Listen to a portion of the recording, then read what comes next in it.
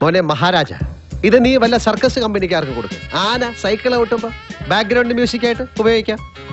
ഇവിടെ മഹാരാജ ഒരു മെലഡി ഉണ്ടാക്ക്. കേൾക്കുമ്പോ തന്നെ മനസ്സിങ്ങനെ മെൽറ്റായിട്ട് പോകുന്നൊരു അനുഭൂതി ഉണ്ടാക്ക് പ്ലീസ്. കേൾക്കുമ്പോൾ ആൾക്കാരുടെ മനസ്സിൽ കുളിര് കോരുന്ന ഒരു ഐറ്റം ഉണ്ട്. പാടട്ടെ? പാട്. സംഗതി ടോപ്പ് ആയിട്ടില്ല, നമ്മള് വിടൂല. പാട് മഹാരാജ, പാട്. മുടി കണ്ണിക്കുത്തിന് വെറൈറ്റി ആണ്.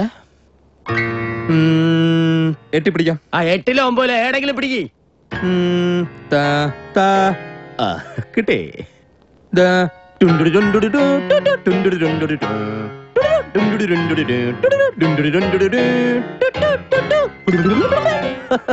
വെറൈറ്റി അല്ലേ?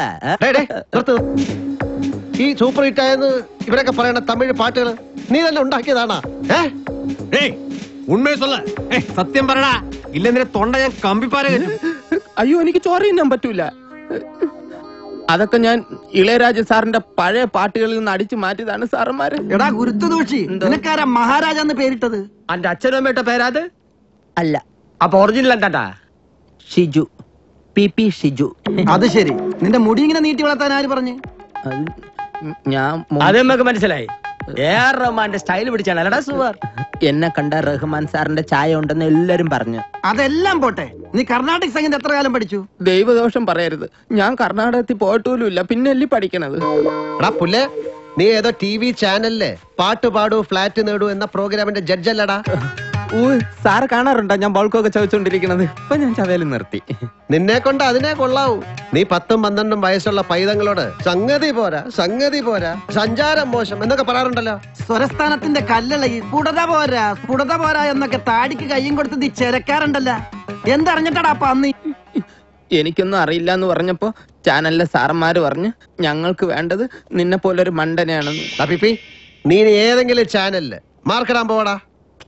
വിളിച്ചാലും പോവൂല, ഞാൻ വാർക്കപ്പണിക്ക് പോക്കോളാം. ഷിജു PP, എന്താ നീ ട്യൂൺ അടിച്ചു മാറ്റുന്നവനാണല്ലോ. ശരി, നീ പിന്നെയും ആരോ കിനാവിന്റെ ആ പാട്ട് കേട്ടിട്ടുണ്ടാ?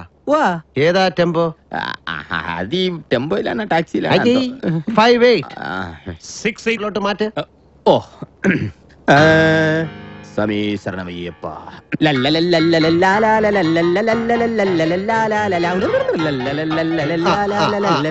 അതിന്റെ പല്ലവിയും ചരണവും മാറ്റി ഒന്ന് റെഡിയാക്ക്. ബായിക്ക് വേണ്ട 9 പാട്ടിന്റെ ട്യൂണും ബായി പറയുന്ന പാട്ടുകൾ അടിച്ചു മാറ്റി ഉണ്ടാക്കി കൊടുക്കണം. അതാ എന്റെ പണി. എനിക്ക് ഫിലിം ഫെയർ അവാർഡ് വാങ്ങാൻ പോണമായിരുന്നു, അതിനൊന്ന് അനുവദിക്കണം. കണ്ടില്ലേ, ഞാനാണ് ഈ വർഷത്തെ ബെസ്റ്റ് മ്യൂസിക് ഡയറക്ടറെ. ഫോട്ടോ കണ്ടില്ലേ, കൊള്ളാല്ലേ?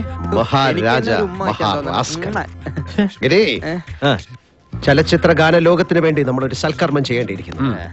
ഈ പാട്ടുകളുടെ ട്യൂൺസ് റെഡി ആയി കഴിഞ്ഞാൽ ഇവനെയൊക്കെ കൊന്നുകളഞ്ഞേക്ക്. നമ്മുടെ ഉപയോഗം കഴിഞ്ഞാൽ പിന്നെ ഇവന്റെ ട്യൂബിന്റെ കാറ്റ് ഞാൻ കഴിക്കും. എന്നിട്ട് അവന്റെ കബറിന്റെ മേളിൽ എഴുതിയും വെക്കണം, അവന്റെ സേവനങ്ങൾക്ക് പെരുത്ത് നന്ദി നായിന്റെ മോൻ.